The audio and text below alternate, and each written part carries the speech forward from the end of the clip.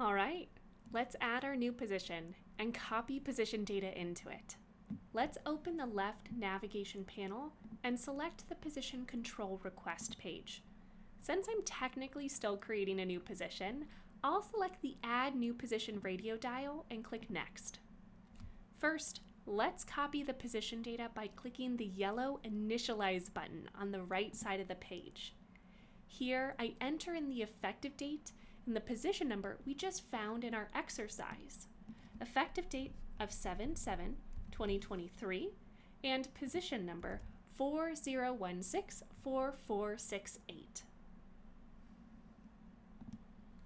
Notice how much position data copied into our description tab. We need to adjust the effective date of our new blank Assistant 2 position to 9/1/24. Best practice is to remove and re-add both the job code and the department. This will ensure all the fields that default from these values are up to date.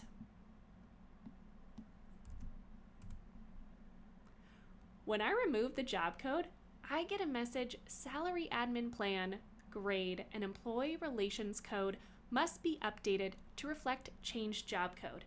That means I will need to reselect the Salary Admin Plan and Grade.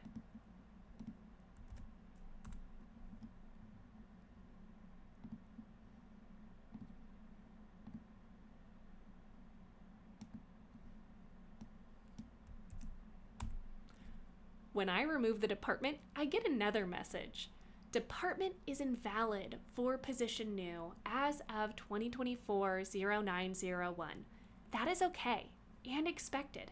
Simply press OK and re-enter the department.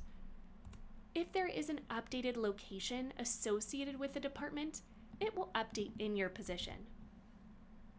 Based on my research, I know that the supervisor is different, so let's change the Reports To field. Next, we double-check each field on each page for accuracy and change anything that needs to be adjusted.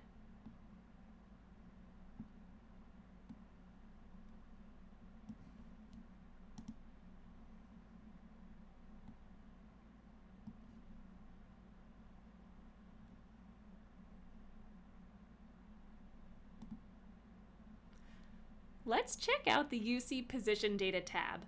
Notice that nothing copied over to this tab, so we will need to enter in the HR Worksite ID, BEARS, Employee Relations Code, all others not confidential, and special training codes. For this position, there isn't any special training required.